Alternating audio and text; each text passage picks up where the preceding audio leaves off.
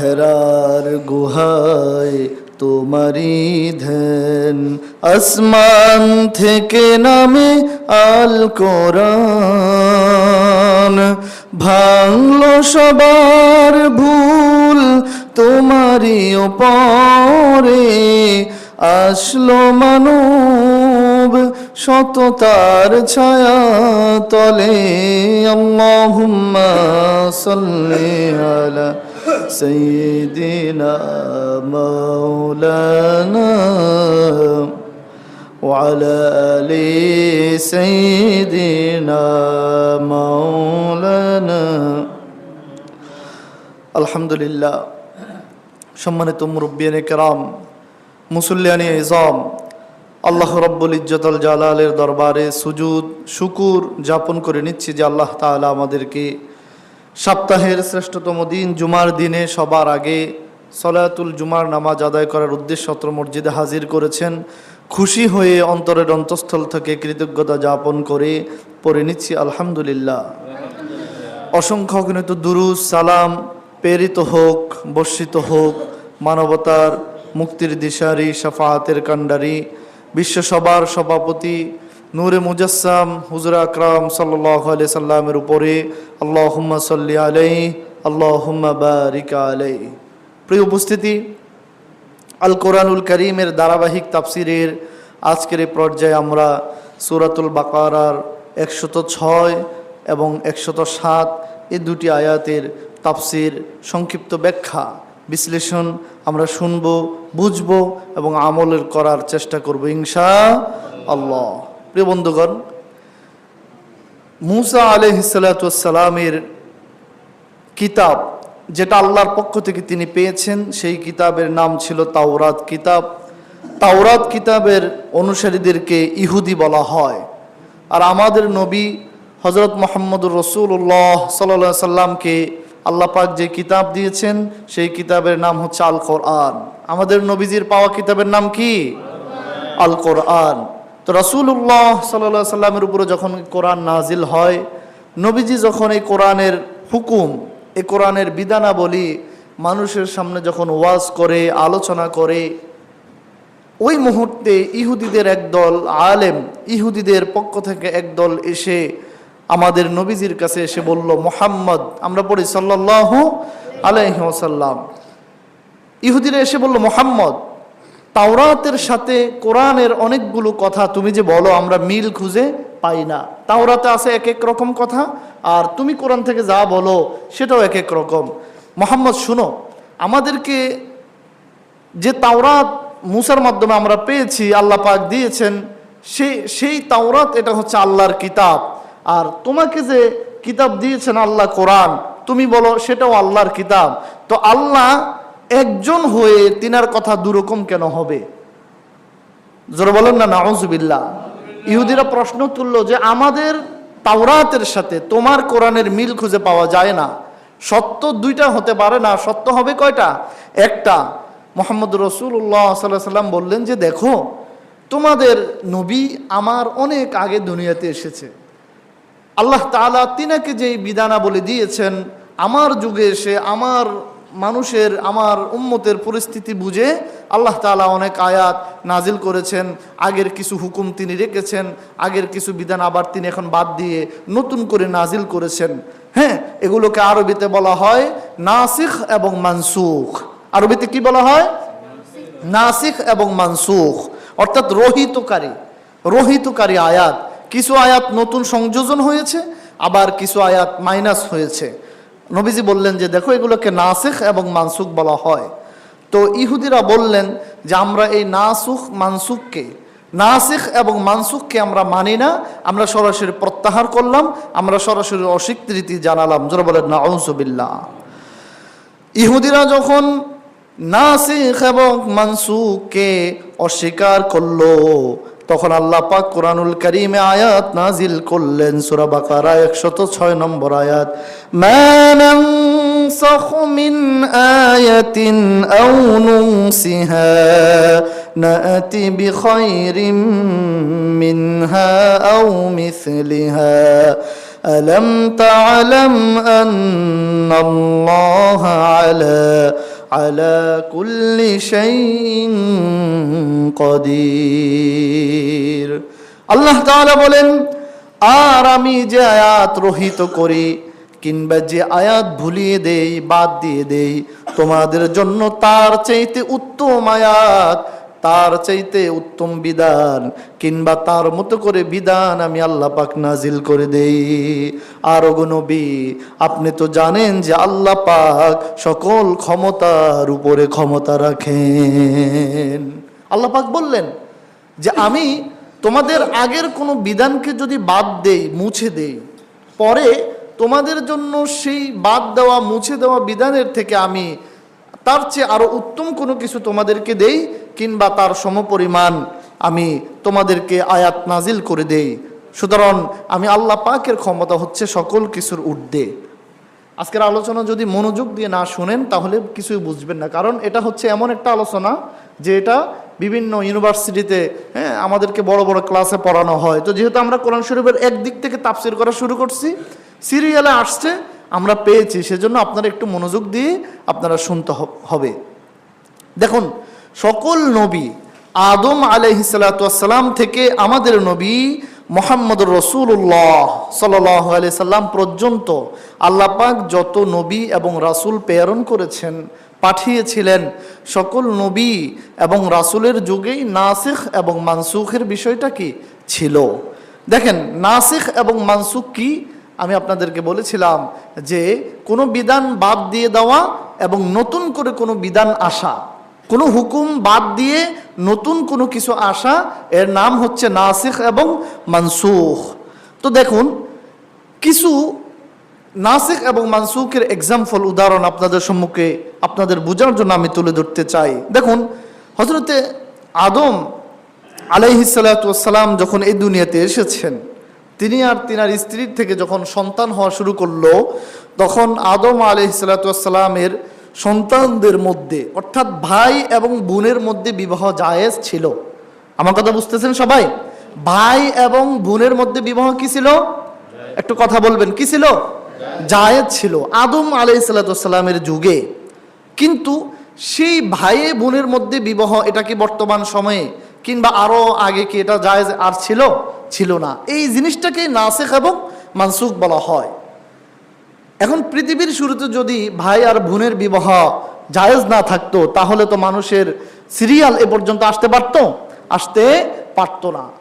এই বিষয়টাকে নাসিখ এবং মানসুখ বলা হয়। এরপরে আসুন, হযরতে নূহ আলাইহিস সালাতু ওয়াস সালাম যখন 900 বছর মানুষকে দ্বীনের দাওয়াত দেওয়ার পরে মাত্র 40 জন ঈমান গ্রহণ করলেন, বাকিরা কেউই তার কথা আর পাত্তা দিলেন না, তার উপরে ঈমান আনলেন না। আল্লাহ বললেন যে মূসা দেখো, আল্লাহ বললেন যে নূহ, তুমি একটি নৌকা বানাও, তোমার এই নৌকার মধ্যে যারা যারা উঠবে তারাই নিরাপদ থাকবে। তখন নূহ আলাইহিস সালাতু ওয়াস সালাম সকল প্রাণীদের থেকে এক জোড়া করে প্রাণী তিনি সেখানে জায়গা দিলেন। তো তিনার এই 40 দিন প্লাবন হওয়ার পরে, সব মানুষ ধ্বংস হয়ে যাওয়ার পরে যারা বাকি ছিলেন তাদের জন্য শুকুরের গোশত, কুকুরের গোশত, গরুর গোশত সব কিছু খাওয়া জায়েজ ছিল। বর্তমান যুগে বলেন, শুকুরের গোশত কি আর খাওয়া জায়েজ আছে? নাই। কুকুরের গোশত খাওয়া জায়েজ আছে? নাই। এই বিষয়টাকে বলা হয় নাসিখ এবং মানসুখ বলা হয়। তারপরে দেখুন, ইয়াকুব আলাইহিস সালাতু ওয়াস সালামের যুগে পৃথিবীতে আবার মানুষের সংকট দেখা দিল। তখন একসাথে একজন পুরুষ এক ঘরের 2 জন বোনকে বিবাহ করতে পারত। বর্তমানে বলেন যে একজন পুরুষ আপন 2 জন বোনকে একসাথে বউ হিসেবে রাখতে পারবে? পারবে না। কেন পারবে না? কারণ এই হুকুম আগে জায়েজ ছিল ইয়াকুব আলাইহিস সালাতু ওয়াস সালামের যুগে। বর্তমানে তো আর মানুষের অভাব নাই, বর্তমানে এই জন্য এই হুকুম জায়েজ নাই। আলোচনা সাপেক্ষে একজন পুরুষ সর্বোচ্চ 4 জন স্ত্রী রাখতে পারবে শর্ত সাপেক্ষে, কিন্তু একসাথে 2 বোনকে, আপন বোনকে বিবাহ করতে পারবে না। এটা হারাম, হারাম, এটা হচ্ছে হারাম। বড় বোনকে বিবাহ করেছেন, এখন বড় বোন যদি কোনো কারণে মারা যায় কিংবা তালাক প্রাপ্ত হয়ে যায়, তাহলে সে দ্বিতীয় বোনকে বিবাহ করতে পারবে। কিন্তু এট এ টাইম একসাথে আপন 2 বোনকে বিবাহ করা এটা হারাম, এটা হচ্ছে হারাম। এই বিষয়টাকে আগে জায়েজ ছিল, এখন আর জায়েজ নাই, এটাকে বলা হয় মানসুখ এবং নাসিখ বলা হয়। তারপরে দেখুন হযরতে ইব্রাহিম আলাইহিসসালাম যখন তিনার আপন পুত্র ইসমাইলকে জবাই করতে গেলেন, আল্লাহ পাক যখন ইব্রাহিমের ঈমান দেখতে চাইলেন যে ইব্রাহিম তোমার প্রিয় বস্তুকে কোরবানি করো, একটানা 3 দিন স্বপ্ন দেখলেন। স্বপ্ন দেখার পরে এবার ইব্রাহিম আলাইহিসসালাম যখন ইসমাইলকে জবাই করতে যাবেন, তখন আল্লাহ পাক বললেন যে ইব্রাহিম আর জবাই করো না। তখন আল্লাহ পাক ইসমাইলকে বাঁচিয়ে দিলেন। তাহলে দেখেন জবাই করার বিধান কিছুদিন আগে ছিল আর এখন আর নাই। তাহলে এই যে দেখেন এই যে বিধানটা আগে একরকম ছিল, এখন আরেক রকম, এটাকে বলা হয় মানসুখ এবং নাসিখ বলা হয়ে থাকে। প্রিয় বন্ধুগণ, মানসুখ, নাসিখ এবং মানসুখের জ্ঞান যদি কারো ভিতরে না থাকে, সে কোরআন বুঝতে পারবে না, সে ইসলামের গভীরের জ্ঞান সে অর্জন করতে পারবে না। দেখেন মানসুখ এবং নাসিখ এটি হচ্ছে এমন জ্ঞান যে এই জ্ঞান না জানা থাকলে আপনি ভুল ব্যাখ্যা করবেন কোরআনের। কোরআন শরীফের শুধু বাংলা অর্থ পড়ে কোরআন বোঝা সম্ভব নয়। কোরআন শরীফের শুধু বাংলা তর্জমা পড়ে আপনি কোরআন বুঝতে পারবেন না। আপনাকে কোরআনের গভীর থেকে জ্ঞান অর্জন করতে হলে কোরআনের অর্থ বুঝার সাথে সাথে আপনাকে তাফসির জানতে হবে, আপনাকে নাসিখ এবং মানসুখের জ্ঞান আপনাকে জানতে হবে। প্রিয় বন্ধুগণ আমার, আমরা সরাসরি মানসুখ এবং নাসিখ বোঝার জন্য সরাসরি কোরআন থেকে আমরা 3টা বিধান জানবো। জোর বলেন কয়টা বিধান জানবো? 3টা বিধান জানবো এবং আমরা ভালো করে বুঝার চেষ্টা করব যে মানসুখ এবং নাসিখ এই বিষয়টা কি।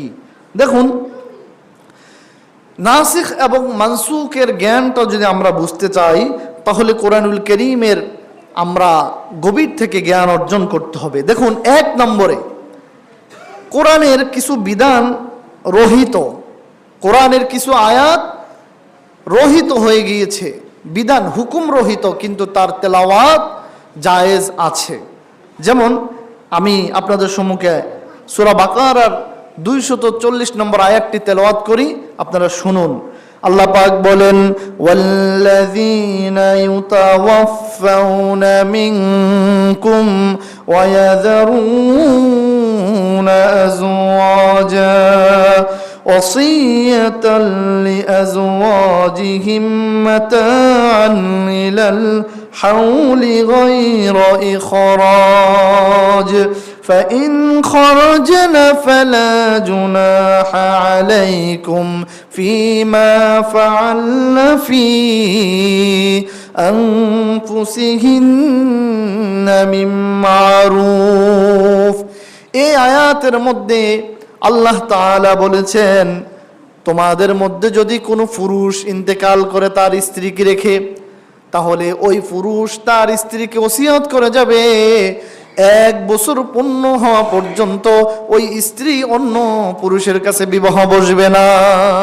সহজ কথা হচ্ছে আল্লাহ পাক এই আয়াতে বলেছেন সূরা বাকারার 240 নম্বর আয়াতে যে তোমাদের মধ্যে কোনো পুরুষ যদি তার স্ত্রীকে রেখে মারা যায়, তাহলে ওই স্ত্রী ইদ্যত পালন করবে কত বছর? একটু জোরে বলেন, কত বছর? 1 বছর। কোনো পুরুষ যদি তার স্ত্রীকে রেখে মারা যায়, স্ত্রী দুনিয়াতে আছেন, তাহলে ওই স্ত্রী ইদ্যত পালন করবেন, বিবাহ বসা ছাড়া অপেক্ষা করবেন কত বছর? 1 বছর। কিন্তু বর্তমানে তো এই হুকুম আর নাই, বর্তমানে হচ্ছে 4 মাস 10 দিন। বর্তমানে কত দিন? 4 মাস 10 দিন। তাহলে এরপরে এই হুকুমটা বাদ গেল কেন? 1 বছরের এই হুকুমটা বাদ কেন গেল? 1 বছরের হুকুমটা বাদ গেল কোরআনের অন্য আরেকটা আয়াতের দ্বারা। সে আয়াতটা কি? ওয়াল্লাযীনা ইউতাওয়াফাউনা মিনকুম ওয়া ইয়াযারুনা আযওয়াজা ইয়াতারাব্বাসনা বিআনফুসিহিন্না 4 আশহুরিন ওয়া 10। আল্লাহ রাব্বুল আলামিন বলেছেন, তোমাদের মধ্য থেকে যদি কোনো পুরুষ তার স্ত্রীকে রেখে মারা যায়, তাহলে ওই স্ত্রী ইদ্যত পালন করবে কতদিন শোনো, ইদ্যত পালন করবে আরবাআতা আশহুরিন ওয়া আশরা, 4 মাস 10 দিন। জোরে বলুন সুবহানাল্লাহ। এই যে দুই আয়াতে দুই রকম কথা। আগের আয়াতে আল্লাহ বললেন যে কোনো স্বামী তার স্ত্রীকে রেখে মারা গেলে ওই স্ত্রী ইদ্যত পালন করবেন কয় বছর? 1 বছর। পরের আয়াতে আল্লাহ পাক বললেন কোনো স্বামী যদি তার স্ত্রীকে রেখে মারা যায় তাহলে ওই স্ত্রী অন্য জায়গায় বিবাহ বসবে না, ধৈর্য ধরবে, অপেক্ষা করবে 4 মাস 10 দিন। তাহলে দুই আয়াতে দুই রকম কথা হয়ে গেল না? হয়ে গেল। কিন্তু এখানে সমাধান হচ্ছে পরের আয়াত নাজিল হওয়ার কারণে আগের আয়াতের হুকুমটা বাদ হয়ে যাবে, রহিত হয়ে যাবে। কিন্তু আয়াতটা তো আর কোরআন শরীফ থেকে উড়ে যায় নাই, আয়াতটা আছে কোরআন শরীফ। আয়াতটা কি আছে? আমরা খতমে তারাবিতে পড়ি, নামাজে তেলাওয়াত করি।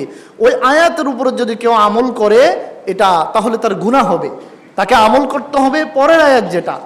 এই যে বিষয়টা, একটা আয়াতকে আরেকটা আয়াত কি করলো?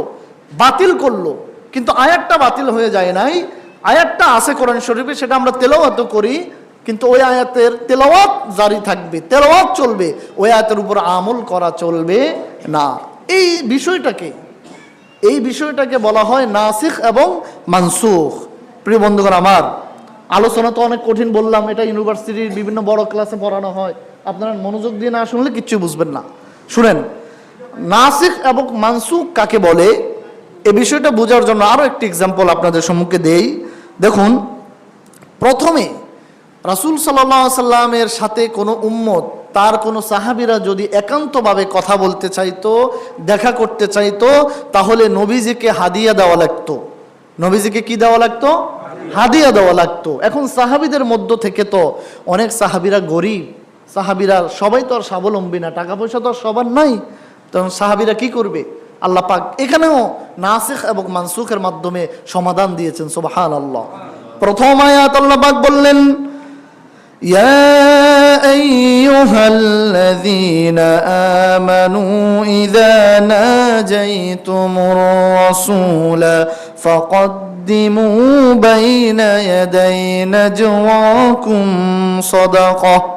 ও আমার সাহাবীরা রে, তোমরা যদি নবীজির সাথে একান্ত দেখা করতে চাও, কথা বলতে চাও, তাহলে নবীজিকে সাদাকা অর্থাৎ হাদিয়া তোমরা দান করবে। জোরে বলুন সুবহানাল্লাহ। এই আয়াত নাজিল হওয়ার পরে সাহাবীদের মধ্যে থেকে তো সবাই আর ধনী মানুষ না, সবার তো আর সমান টাকা নাই। কোন কোন সাহাবী অনেক দিন হয়ে গেল নবীজির সাথে দেখা করতে পারেন না। পরবর্তীতে আল্লাহ পাক আরেকটি আয়াত নাজিল করে সাহাবীদের জন্য সহজ করে দিলেন। সুবহানাল্লাহ। আল্লাহ পাক আয়াত নাজিল করলেন, আশফাকুতুম আন তুকদ্দিমু বাইনা ইয়াদাই নাজওয়াকুম সাদাকাত। সাহাবীরা রে, তোমরা যদি নবীজির সাথে দেখা করতে চাও তাহলে আগে হাদিয়া দেওয়া লাগতো, আগে সদাকা করা লাগতো। এখন থেকে আর কোনো হাদিয়া কিংবা সদাকা লাগবে না, এমনিতেই তোমরা নবীজির সাথে দেখা করতে পারবে। সুবহানাল্লাহ। দেখেন, এই যে দুইটা আয়াত কোরআন শরীফের 28 পারা সূরা মুজাদালায়, আগের আয়াতে আল্লাহ বললেন যে নবীজির সাথে দেখা করতে হলে তোমাদেরকে হাদিয়া দিতে হবে, কঠিন ছিল বিষয়টা। পরবর্তীতে আল্লাহ পাক বললেন যে নবীজির সাথে প্রয়োজন হলে দেখা করবে, কোনো হাদিয়া লাগবে না, সদাকা লাগবে না। পরবর্তীতে আল্লাহ পাক বিষয়টা সহজ করলেন। সুবহানাল্লাহ। তাহলে পরবর্তীতে যে আয়াতটা আল্লাহ পাক নাজিল করলেন, তাহলে কি আগের আয়াতটা কি কোরআন শরীফ থেকে ফেলে দিয়েছেন? না, ফেলে দেন নাই। আগের আয়াতটাও থাকবে, পরের আয়াতটাও আছে। দুটো আয়াতের তেলাওয়াত হবে, কিন্তু আমল হবে একটা আয়াতের উপরে। আমল হবে কয়টা আয়াতের উপরে? একটা আয়াতের উপরে। কোন আয়াতটার উপরে? যে আয়াতটার উপরে আল্লাহ বলছেন হাদিয়া দেওয়া ছাড়াই নবীজির সাথে দেখা করো। তাহলে এই বিষয়টাকে বলা হয় নাসিখ এবং মানসুখ। সুবহানাল্লাহ। দেখুন প্রিয় বন্ধুগণ আমার, এরপরে আসুন মদের বিষয়। কিসের বিষয়? কথা বলেন না একটু, কিসের বিষয়? আর যে জোরে জোরে সবাই কাশতেছেন, মনে হচ্ছে সবার ঠান্ডা জনিত সমস্যা। হ্যাঁ, আপনাদেরকে বলি, আপনারা জায়নামাজ নিয়ে আসবেন। এখন ঠান্ডা, এটা স্বাভাবিক লাগতেই পারে। জায়নামাজ সবাই নিয়ে আসবেন, কারণ আমাদের মসজিদ কমিটির সামর্থ্য হচ্ছে 2 কাতার পর্যন্ত জায়নামাজ বিছানার ব্যবস্থা করতে পারছে। তো মসজিদে হচ্ছে 7 কাতার। কয় কাতার? 7 কাতার, তাহলে আর 5 কাতারে তো আপনারা কেউ না কেউ বসতেই হবে। এই 5 কাতারের জন্য আপনারা কি করবেন? নিজেদের প্রত্যেকের বাসা বাড়িতে জায়নামাজ আছে না নাই? আছে। যতদিন শীত থাকবে আপনারা নিজ দায়িত্বে কি করবেন? জায়নামাজ নিয়ে আসবেন। যেহেতু আপনারা 1 ঘন্টার মতো সময় অবস্থান করতে হয়, আপনাদের ঠান্ডা, যেহেতু ফ্লোর থেকে অনেক ঠান্ডা উঠে, আপনারা যেন এই ঠান্ডার সমস্যার মধ্যে না পড়েন। আল্লাহ পাক আমাদেরকে বুঝবার তৌফিক দান করুক, আমিন। তো দেখেন, মদের বিষয়টা আল্লাহ পাক একবারে হারাম করেন নাই, একবারে আল্লাহ পাক কি করেন নাই? নিষেধ দেন নাই। মদের বিষয়টা আল্লাহ পাক ধীরে ধীরে 3 বার হারাম করেছেন। কয়বার হারাম করেছেন? 3 বার। দেখেন, বর্তমানে সকালবেলায় উঠে নাস্তা করা, পরোটা দিয়ে, রুটি দিয়ে, এটা আমাদের কাছে, সবার কাছে এটা সাধারণ একটা বিষয়।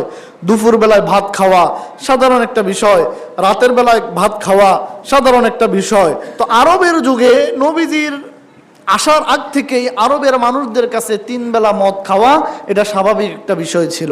এখন আল্লাহ পাক যদি সরাসরি আয়াত নাজিল করে বলতেন আজকে থেকে আর কেউ মদ খেতে পারবেন না, বিষয়টা মানুষের জন্য কঠিন হতো না সহজ হতো? কঠিন হতো। এখন আমাদের উপরে যদি আইন জারি করে কোনো একজন এমপি মন্ত্রী যে আজকে দুপুর থেকে এই বাংলাদেশের মানুষ আর ভাত খেতে পারবে না, অন্য কিছু খাবে, ব্যাপারটা কি আমাদের জন্য সহজ হবে না কঠিন হবে? অবশ্যই কঠিন হবে, কারণ যেটা আমাদের 3 বেলা লাগে এটা তো আমাদের জন্য কঠিন হয়ে যাবে। হ্যাঁ, তো দেখেন, আরবের জমিনে মক্কাতে সব জায়গায় মানুষেরা 3 বেলা কিছু খাক আর না খাক মদ খেয়ে তাদেরকে বেঁচে থাকতে হতো। মদ হচ্ছে তাদের প্রধান খাবার। এখন আল্লাহ পাক যদি সরাসরি প্রথমবারে নিষেধ করে দেন যে তোমরা আজকে থেকে আর কেউ মদ খেতে পারবে না, তাহলে ওই বিষয়টা মানুষের জন্য কঠিন হয়ে যেত। এজন্য আল্লাহ পাক ধীরে ধীরে 3 ধাপে মদকে হারাম করলেন। সুবহানাল্লাহ। প্রথমবারে রাসূলুল্লাহ সাল্লাল্লাহু আলাইহি সাল্লামের কাছে একজন সাহাবী আসলেন, যার নাম হচ্ছে মুআয ইবনে জাবাল। নবীজির প্রিয় সাহাবী মুআয ইবনে জাবাল এবং কিছু সাহাবী এসে বললেন, ওগো নবী, আমরা দেখতে পাচ্ছি দৈনিক মদ সেবন করার কারণে, মদ খাওয়ার কারণে অনেকের সম্পদ বিলুপ্ত হয়ে যাচ্ছে, সম্পদ হারিয়ে ফেলতেছে, সম্পদ কমে যাচ্ছে, তারপরে মেজাজ খিটখিটে হয়ে যাচ্ছে। এই মদ যে আমরা প্রতিদিন খাই, মদ খাওয়ার বিধান কি? মদ খাওয়ার ব্যাপারে আল্লাহ পাক কি বলেছেন আমরা জানতে চাই। তখন আল্লাহর রাসূল সাল্লাল্লাহু আলাইহি সাল্লাম আল্লাহ পাকের দেওয়া আয়াত শুনিয়ে দিলেন যে শোনো তোমরা, ইয়াসআলুনাকা আনিল খামরি ওয়াল মাইসির قل فيهما إثم كبير ومنافع للناس وإثمهما كبير। আল্লাহ পাক বললেন, ইয়াসআলুনাকা আনিল খামরি ওয়াল মাইসির, ওগো নবী, মদিনার লোকেরা, মক্কার লোকেরা, সব লোকেরা আপনার কাছে মদ খাওয়ার বিষয়ে জানতে চায়। আপনি বলেন, কুল ফীহিমা ইসমুন কাবীর, এই মদের মধ্যে বেশি পরিমাণে ক্ষতি রয়েছে। বেশি পরিমাণে কি রয়েছে? বেশি পরিমাণে ক্ষতি রয়েছে। তবে ওয়া মানাফিউ লিন্নাস, মদের ভিতরে সামান্য পরিমাণে উপকার রয়েছে। জোরে বলেন সুবহানাল্লাহ। তাহলে আল্লাহ কি বললেন? প্রথম ধাপে রব্বুল আলামিন বলেছেন মদের মধ্যে বেশি পরিমাণে ক্ষতি রয়েছে আর সামান্য পরিমাণে উপকার রয়েছে, কিন্তু আল্লাহ রব্বুল আলামিন মদ একেবারে হারাম করে দেন নাই। এটা হচ্ছে প্রথম পর্যায়। তাহলে বলেন, প্রথম পর্যায়ে কি মদ হারাম হয়ে গিয়েছে? হারাম হয় না। কি বলেছেন আল্লাহ? যে মদের ভিতরে বেশি ক্ষতি আছে, সামান্য একটু উপকার আছে, তার মানে বিষয়টা খাওয়া যায়। বিষয়টা কি? খাওয়া যাবে। যেহেতু উপকার অল্প, ক্ষতি বেশি, তারপরে এটা খাবে, অনেকেই খাচ্ছে। এরপরে দেখুন, তিরমিজির ভিতরে হাদিস এসেছে মদ দ্বিতীয় ধাপে হারাম হয়েছে কিভাবে। আল্লাহ রাসূল সাল্লাল্লাহু আলাইহি সাল্লামের একজন সাহাবী, যার নাম হচ্ছে আব্দুর রহমান ইবনে আউস রাদিয়াল্লাহু তাআলা আনহু, তিনি একবার তার বাড়িতে অনেক সাহাবীদেরকে দাওয়াত দিলেন। সাহাবীরা আসলেন, এসে খাওয়া দাওয়ার পরে তিনারা এবার মদ পান করলেন। আমরা যেমন খাওয়ার পরে বিভিন্ন কোল্ড ড্রিঙ্কস পান করি, কোকোকোলা, টাইগার, 7 আপ, আমরা খাই কি না? খাই। এরকম আব্দুর রহমান ইবনে আউসের বাড়িতে তিনি অনেক সাহাবীদেরকে দাওয়াত করলেন। সাহাবীরা এসে খাওয়া দাওয়া করার পরে এবার তিনারা তাদের আরবের ঐতিহ্য অনুযায়ী মদ পান করলেন। মদ পান করার পরে এবার মাগরিবের নামাজের রক্ত হয়ে গেল। একজন সাহাবী মাগরিবের জায়নামাজে ইমামতির মুসল্লায় গিয়ে মাগরিবের নামাজ আদায় করলেন। তিনি সূরা কাফিরুনে ভুল করে পড়লেন, কুল ইয়া আইয়ুহাল কাফিরুন লা আ'বুদু মা তা'বুদুন ইলা আখির সূরা। এই সূরা কাফিরুন পড়তে গিয়ে ভুল করে ফেললেন নামাজে। কি খাওয়ার পরে? মদ খাওয়ার পরে ভুল করে ফেললেন। এখন আব্দুর রহমান ইবনে আউস রাদিয়াল্লাহু তাআলা আনহু এবং কিছু সাহাবীরা নবীজির কাছে গেলেন, গিয়ে বললেন, ওগো নবী, মদ খাওয়ার পরে তো নামাজে তো আমাদের এলোমেলো হয়ে যায়, ভুল হয়ে যায়। এখন এ ব্যাপারে আপনার অভিমত কি, আপনার মতামত আমরা চাচ্ছি। তখন আল্লাহ পাক আয়াত নাজিল করলেন, ইয়া আইয়ুহাল লাযীনা আমানু লা তাকরাবুস সালাতা ওয়া আনতুম সুকারা। আল্লাহ রাব্বুল আলামিন আয়াত নাজিল করলেন, ইয়া আইয়ুহাল্লাযীনা আমানু, ও হে ঈমানদারেরা, লা তাকরাবুস সালাতা, নামাজের কাছে যেও না, নামাজের কাছে যাবে না, ওয়া আনতুম সুকারা, নেশাগ্রস্ত অবস্থায়, অর্থাৎ মদ খেয়ে মদ পান করার পরে তোমরা কোথায় যাবে না বলেন?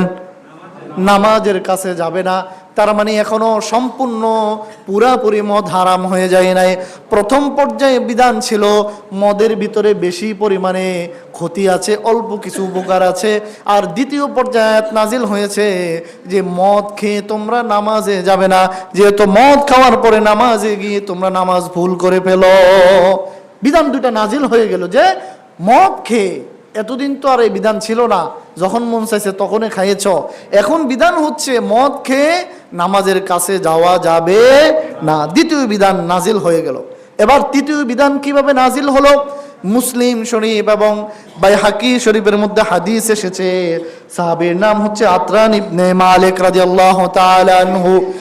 তিনি একবার তিনার বাড়িতে এক অনুষ্ঠানে রাসূলুল্লাহ সাল্লাল্লাহু আলাইহি সাল্লামের অনেক সাহাবীদেরকে তিনি দাওয়াত দিলেন। সাহাবীরা আসলো, দাওয়াত খেলো, খাবার দাবার গ্রহণ করার পরে এবার মদ পান করলো। খাবার খাওয়ার পরে কি পান করলো? মদ পান করলো। মদ পান করার পরে এবার তারা কবিতা আবৃত্তি করতে লাগলো আরবি ভাষায়, কারণ তাদের ভাষা হচ্ছে আরবি। আরবিতে কবিতা আবৃত্তি করতে করতে এবার তারা দুই ভাগ হয়ে গেল। কয় ভাগ হয়ে গেল? দুই ভাগ হয়ে গেল। এবার দুই ভাগ একে অপরকে অকাট্য ভাষায় কথা বলতে লাগলো, গালিগালাজ করতে লাগলো। এমন একটা পর্যায়ে বিশৃঙ্খলা হয়ে গেল যে উটের হাড় দিয়ে উটের হাড় আরেকজনের মাথায় মারলো, মাথাটা ফেটে গেল। জোরে বলেন নাউজুবিল্লাহ। মাথাটা ফেটে গেল। মারামারি, মদ খাওয়ার পরে মাথা ঠিক নাই, মারামারি এবার শুরু করছে। কারণ আমরাও তো দেখি কি, মদ যারা খায় অধিকাংশ বউ ফিটায়। কথা ঠিক না বে ঠিক? মদ যারা খায় আর মদ যারা খায় না, উভয়ের মধ্যে পার্থক্য হচ্ছে যারা নেশা করে তারা অধিকাংশ বউ ফিটায়, এমনকি বউকে হত্যাও করে ফেলে। আছে না নাই? আছে। দেখবেন খবরের পাতায় দেখবেন অহরহর ঘটনা ঘটে। বউ তো দূরের কথা, মদ পান করে নেশা খেয়ে নেশাগ্রস্ত হয়ে নিজের বাবাকে হত্যা করেছে। ঘটনা বাংলাদেশে অনেক ঘটেছে। মাকে হত্যা করেছে, টুকরা টুকরা করে বস্তায় ভরে নদীতে ফেলে দিয়েছে। কি খাওয়ার পরে? মদ খেয়ে, জুয়া খেলে। এই বিষয়গুলো খুব ভালো না খারাপ? খুব খারাপ জিনিস এগুলো কিন্তু যে সমাজে থাকবে ওই সমাজে কোনোভাবে উন্নতি করতে পারবে না। যে সমাজ মদের সাথে, জুয়ার সাথে, যে সমাজ বোতলের সাথে কি সুসম্পর্ক থাকবে, তারা কখনো ভালো মানুষের সাথে তাদের সুসম্পর্ক হবে না, শয়তানের সাথে তাদের সুসম্পর্ক হবে। তো মদ খাওয়ার পরে আল্লাহ রসুলের কিছু সাহাবীরা তারা এলোমেলো হয়ে তারা কি করলেন? উটের হাড্ডি গুড্ডি দিয়ে আরেকজন মাথায় নিক্ষেপ করলেন, মাথা ফেটে গেল, অবস্থা খুবই খারাপ, ঝগড়া ফেসাদে তারা লেগে গেল। এবার তারা রাসূলুল্লাহ সাল্লাল্লাহু আলাইহি সাল্লামের কাছে আসলেন, এসে বললেন, ওগো নবী, মদ খাওয়ার পরে আপনার সাহাবীদের এই অবস্থা, এখন বলেন মদ খাওয়ার ব্যাপারে আপনার অভিমত কি? আগে দুইটি বিধান নাজিল হয়েছে যে মদে ক্ষতি বেশি, অল্প কিছু উপকার। তারপরের বিধান হলো মদ খেয়ে নামাজের দিকে যাবে না, ইবাদতের দিকে যাবে না। এবার তৃতীয় পর্যায়ে আল্লাহ পাক সম্পূর্ণ মদকে হারাম করে দিলেন। সুবহানাল্লাহ। ইয়া আইয়ুহাল্লাযীনা আমানু ইন্নামাল খামরু ওয়াল মাইসিরু ওয়াল আনসাবু ওয়াল আজলামু রিজসুম মিন আমালিশ শাইতান ফাজতানিবু লাআল্লাকুম তুফলিহুন। আল্লাহ রাব্বুল আলামিন বলেন, ইয়া আইয়ুহাল্লাযীনা আমানু, ওহে ঈমানদাররা, অর্থাৎ মুমিন যারা আছে তাদেরকে আল্লাহ পাক বলছেন, ইন্নামাল খামরু, নিশ্চয়ই তোমাদের জন্য মদ, ওয়াল মাইসিরু, জুয়া, মদ এবং জুয়া, তারপরে বললেন ওয়াল আনসাবু, মূর্তি, প্রতিমা, ভাস্কর্য যেটাকে মানুষ পূজা করে, ওয়াল আজলামু, এবং হচ্ছে যে তীর দিয়ে বানর দিয়ে বিভিন্নভাবে ভাগ্য নির্ধারণ করে। গত জন্য আমরা বলছি না, বানর দিয়ে কি করা হয়, ভাগ্য নির্ধারণ করা হয়। তাহলে আল্লাহ পাক বললেন যে মদ, জুয়া, মুক্তি, ভাস্কর্য যাই বলো না কেন এবং ভাগ্য নির্ধারণকারী যেই কোনো জিনিস হোক না কেন, এই জিনিসগুলো অবশ্যই তোমাদের জন্য হারাম। এই সব বিষয়গুলো আমাদের জন্য হারাম করেছেন কে? আল্লাহ পাক হারাম করেছেন। এবং আল্লাহ পাক পরের আয়াতে বললেন, ইন্নামা ইউরিদু শাইতানু আন ইউকিয়া বাইনাকুমুল আদাওয়াতা ওয়াল বাগদা ফিল খামরি ওয়াল মাইসিরি ওয়া ইয়াসুদ্দাকুম আন সাবিলিল্লাহ ওয়া ইয়াসুদ্দাকুম আন যিকরিল্লাহি ওয়া আনিস সালাহ। আল্লাহ পাক বলেছেন এই মদ, জুয়া, মুক্তি, ভাস্কর্যের পূজা, ভাগ্য নির্ধারণ, এই কাজগুলো আসে শয়তানের পক্ষ থেকে, এগুলো শয়তানের কাজ।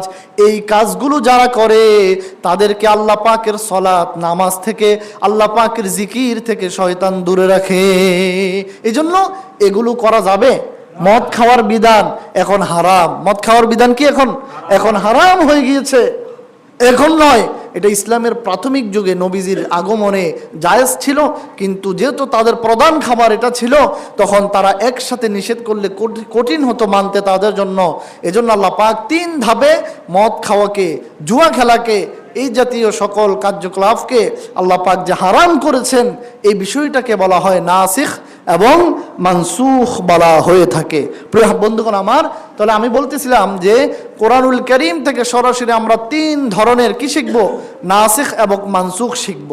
প্রথম প্রকার আমরা পরিচয় পেয়েছি যে কোরআনুল কারীমের অনেকগুলো আয়াতের তেলাওয়াত থাকবে, কিন্তু তার হুকুমগুলা কি হয়ে যাবে, হুকুমগুলা নিষেধ হয়ে গিয়েছে, হুকুমগুলো আর থাকবে না। এখন কেউ যদি বলে যে হুজুর আল্লাহ পাক তো বলছেন যে মদের ভিতরে কিছুটা ক্ষতি হলেও বেশি উপকার, কিছুটা উপকার থাকলেও বেশিটা ক্ষতি, তার মানে মদ খাওয়া জায়েজ আছে, এই আয়াতের উপরে কি আর আমল করা যাবে?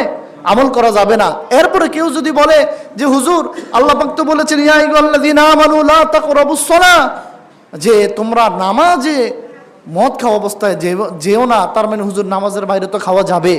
এই বিধান, এই কথা কেউ বলতে পারবে না, কারণ এই 2টা কথাকে ডিলিট করেছেন এরপরের আয়াত, যে কি ইয়া আইয়ুহাল্লাযীনা আমানু, হে ঈমানদাররা, ইন্নামাল খামরু ওয়াল মাইসিরু ওয়াল আনসাবু ওয়াল আজলামু রিজসুম মিন আমালিশ শাইতান, তোমাদের জন্য মদ, জুয়া, তারপরে ভাস্কর্য, মুক্তি এবং ভাগ্য নির্ধারণকারী জিনিস, এগুলো সম্পূর্ণ হারাম। তাহলে বোঝা গেল আগের যে 2টা আয়াত, যে অল্প কিছু উপকার বেশি ক্ষতি এবং মদ খাওয়া অবস্থায় নামাজে যেও না, ওই 2টা আয়াতকে ঠেকিয়ে দিয়েছেন, বাধাগ্রস্ত করেছেন এরপরের আয়াত। কিন্তু ওই 2টা আয়াত তো কোরআন শরীফ থেকে বাদ যান নাই, বাদ গিয়েছেন, বাদ যান নাই। 2টা আয়াত আমরা তেলাওয়াত করি, এই যে এখন তেলাওয়াত করলাম, 2টা আয়াতের তেলাওয়াত হবে, কিন্তু আমল হবে 3য় নম্বর আয়াতের। আগের 2টা আয়াতের আমল করা যাবে না। এই হচ্ছে একটা বিধান। এই বিধানটাকেই বলা হয় কোরআনের ভাষায় নাসিখ এবং মানসুখ বলা হয়ে থাকে। প্রিয় বন্ধুগণ আমার, এরপর আসুন কোরআনুল কারীমের কিছু আয়াতের নাসিখ এবং মানসুখের দৃষ্টিতে আমরা যদি দেখি, তাহলে আমরা পাবো যে কোরআনুল কারীমের কিছু আয়াতের হুকুম, আয়াত নাই কিন্তু তার হুকুমটা কি আছে, জারি আছে, তার হুকুমটা থাকবে। সেটা কি? সেটা হচ্ছে, দেখেন কথাটা আবার রিপিট করি বোঝার জন্য। কোরআন শরীফের আগের বিধানটা কি ছিল? আগের বিধানটা ছিল যে আয়াতের তেলাওয়াত থাকবে, কিন্তু আয়াতের আমল বন্ধ থাকবে। আর দ্বিতীয় পর্যায়ে হচ্ছে যে কি, আয়াতটা নাই কিন্তু ওই আয়াতের হুকুমটা কি আছে, ওই আয়াতের হুকুমটা আছে। যেমন কোনো বিবাহিত পুরুষ যদি জেনা করে, অত্যাচার করে, তাহলে তার শাস্তি হচ্ছে কি, আপনার পাথর মেরে হত্যা করা। ওই আয়াতটা কি এখন আপনার ওই হুকুমটা এখন কি কার্যকর হয়? হয় না। তার মানে এটা হচ্ছে দ্বিতীয় পর্যায়। তারপরে তৃতীয় পর্যায় হচ্ছে যে দেখুন কোরআন শরীফের ওই আয়াতটাও নাই, হুকুমটাও নাই, আয়াতটাও নাই, হুকুমটাও রহিত হয়ে গিয়েছে, আয়াতও নাই, হুকুমও নাই। সেটা কি? সেটা দেখেন কোরআন শরীফে 21 নম্বর পারা একটা সূরা আছে, সূরার নাম হচ্ছে সূরাতুল আহজাব। সূরার নাম কি বললাম? সূরাতুল আহজাব। এই সূরাতুল আহজাবে রাসূলুল্লাহ সাল্লাল্লাহু আলাইহি ওয়াসাল্লামের যুগে আয়াত ছিল প্রায় 200। কত আয়াত ছিল? 200 আয়াত। বর্তমানে সূরা আহজাবে আয়াত আছে 71টা। তাহলে বাকি আয়াতগুলো কই গেল? বাকি আয়াতগুলো রহিত হয়ে গিয়েছে এবং ওই আয়াতগুলোর হুকুম আমলও রহিত হয়ে গিয়েছে। এই বিষয়টাকে বলা হয় কোরআনের ভাষায় মানসুখ এবং নাসিখ। নাসিখ এবং মানসুখ বলা হয়। তাহলে আমরা আজকে সূরা বাকারার 106 নম্বর আয়াতে এই নাসিখ এবং মানসুখের ব্যাপারে আমরা ধারণা পেয়েছি। তারপরে আল্লাহ রাব্বুল আলামিন সূরাতুল বাকারার 107 নম্বর আয়াতে কি বললেন? আল্লাহ পাক বলেন, আলাম তা'লাম আন্নাল্লাহা লাহু মুলকুস সামাওয়াতি ওয়াল আরদ। আলাম তা'লাম আন্নাল্লাহা লাহু মুলকুস সামাওয়াতি ওয়াল আরদ। আসমান এবং জমিনের রাজত্ব, মালিকানা একমাত্র আল্লাহর জন্য। وما لكم من دون الله من ولي ولا نصير। এবং পরকালে আল্লাহকে ছাড়া তোমাদের সাহায্যকারী আর কাউকে তোমরা পাবে না। তাহলে আজকের এই জুমায় আমরা সূরাতুল বাকারার 106 এবং 107 এই দুটি আয়াতের তাফসীর আমরা শুনেছি। এভাবে করে আমরা সূরা বাকারার 1 থেকে আজকে 107 নম্বর আয়াত পর্যন্ত আমাদের তাফসীর শোনা হয়ে গিয়েছে ইনশাআল্লাহ।